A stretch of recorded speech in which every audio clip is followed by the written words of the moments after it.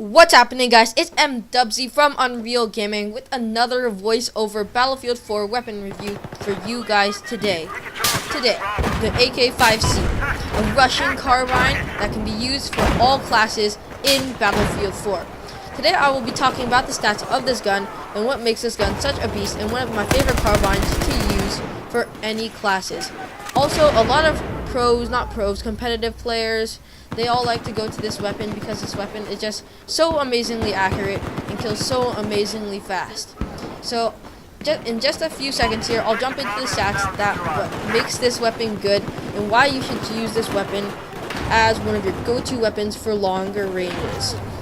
So, starting off with its maximum damage. Its maximum damage is 25 damage. That means it will take you 4 shots to kill your target at its closer ranges.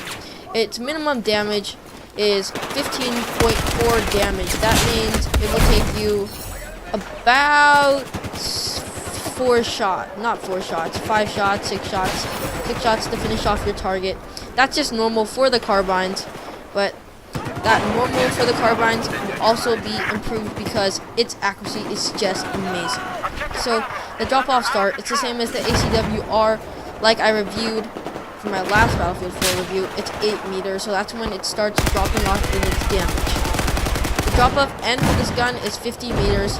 That's how far it takes for it to reach its minimum damage of 15.4. That's not that far away. It's about, I would say, like an eighth of a map if you're doing team deathmatch or domination. It's not that far. So its fire rate is 700 rounds per minute. The fire rate when the weapon is in burst fire mode is also 700 rounds per minute.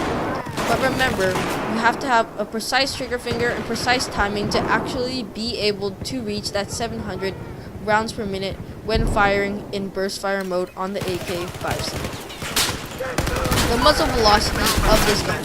Basically, how fast the bullets fly when they come out of the muzzle of this gun, or the front of this gun, or the barrel of this gun. It is 630 meters per second. That means that you will not have to lead your targets out long ranges, and you will just be able to aim at their head, shoot them, and kill them in the head. The muzzle velocity, once suppressed, is almost cut in half at 330 meters per second. That's why I really do not recommend the suppressor on this gun, because this gun really excels at long ranges, and you do not want to have to lead your target at long ranges because of your suppressor. Now for the bullet drop. As I always say, you don't really need to know the bullet drop, but the bullet drop is 15 meters per second squared, or 15 meters per second. That is nothing at all. So you do not really need to know about bullet drop. Just play like you always play. Just don't rush around with this weapon, because when your play style is rushing around with this weapon, you will surely get dropped, since this weapon's strength isn't to just rush around like a maniac. It's to stay put and pick off enemies from long range or medium range movements. Now for the magazine size. This has a 30 round magazine size and a 1 bullet in the chamber. That means you will be able to carry 31 rounds in this gun at all times. These 31 rounds in the gun are very accurate, and you should use them wisely. Now for its reload. Basically, how fast does it take to get all 31 bullets back in this gun and ready to fire? So the reload when your gun is empty, or when it has no bullets in the magazine or no bullets in the chamber, is 2.35 seconds. That is okay. It's pretty fast, and you're not really gonna need to take cover unless you have some cover next to you. But as I always recommend, always take cover when you reload.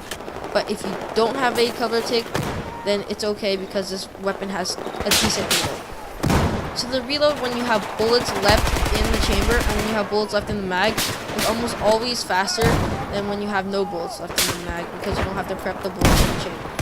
So that means this reload is 1.85 seconds. That is pretty fast, actually.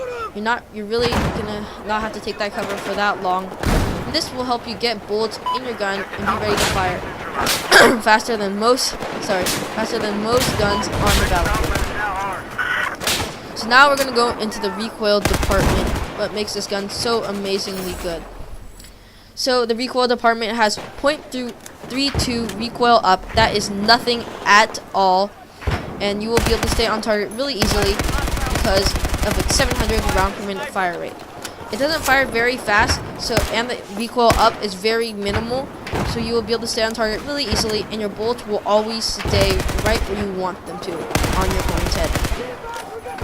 As for horizontal recoil, this gun has barely any horizontal recoil at 0.2 recoil left and 0.2 recoil right. That means that the gun has equal pull left and equal pull right, and you don't really know which way it's going to be. Some people think that this is good because they both cancel each other out and it will just go straight up. Sometimes that is the case and it'll just pull straight up, not that much, but there's also cases where it will go randomly left, go randomly right, and that is not that good at all. But usually it doesn't do that, and it usually doesn't pull that far that it's uncontrollable, so just remember that. As for the recoil decrease, I'm not really sure what the recoil decrease is on this gun, so don't blame me for not knowing that. It's kind of a hard thing to measure. As for the first shot multiplier, it is 1.65. That means the first shot of your gun will always kick up higher and farther than the other bullets that are coming out of your gun. So your first shot will have 1.65 recoil up, but then your second shot will have almost 5 times less that recoil, and you'll be able to control it easily after that. As for spread, the spread increase is 0.091, meaning that's how much your spread increases after every bullet you shoot. That is not very much at all, meaning that your gun will be able to stay on target after countless bullets fired out of your barrel of your gun. So the spread decrease is how long it takes for you to get back on target after you shoot one bullet, and that's 15 milliseconds. That's nothing at all. You'll get on target easier. And for hip fire, it's 2, which is okay. If you're prone, it will actually give you better accuracy than if you're crouching or when you're standing. So I suggest you prone when you shoot this gun if you can. So, as for attachments I like to use on this gun, the Ak-5c, I prefer to run with a red dot sight. It's really your preference. Whichever sight you like to run with, I suggest you run with it. I like a red dot sight, but unfortunately I haven't unlocked the Cobra or the Coyote red dot sight on this gun. I don't really play with this gun a lot since I usually play Team Deathmatch or I usually play Domination. I just seem to enjoy those game types more than the other game types. So I usually like to run with the RDS, and I usually like to run with the heavy gun because, as you know, this gun does not have that high of a recoil, and it's very easy to manage. So why not increase your accuracy, but also increase your recoil? I mean, the recoil is not very high at this gun, and you just want to make this gun such an accurate killing machine out of the heavy barrel. I also went for the stubby grip as for grips on this weapon. I went for the stubby grip because, as you know, the stubby grip increases your accuracy at no penalty. And that is all I have for you guys today. And so